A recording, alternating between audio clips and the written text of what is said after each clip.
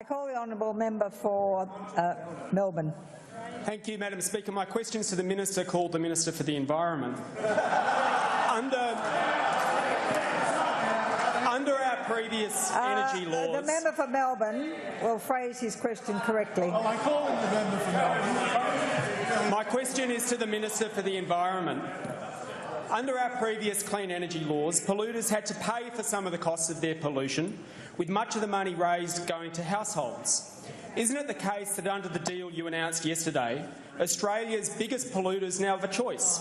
They can get a handout paid for by households, or they can ignore the scheme altogether because there will now be no legal obligation to cut pollution at all.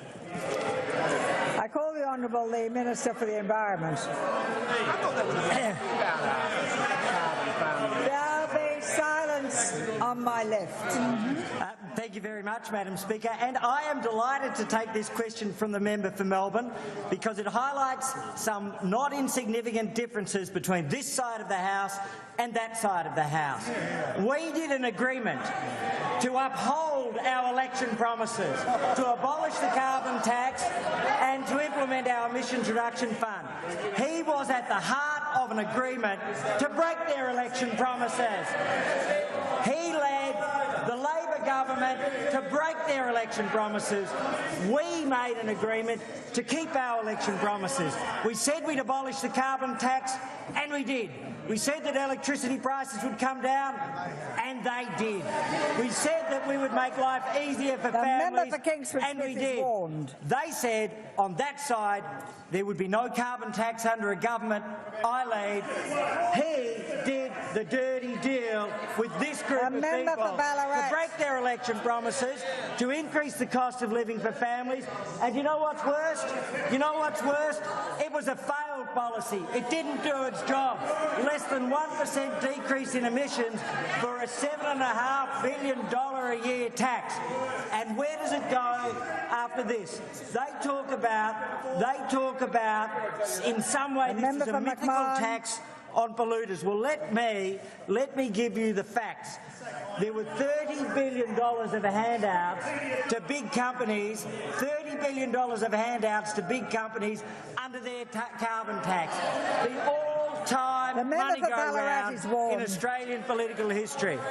$9.2 billion to general industry in the form of handouts to steel and paper and glass, aluminium, zinc and cement, another $300 million for steel, where, wait for this, the only qualification was not that they did anything, but they had a bank account.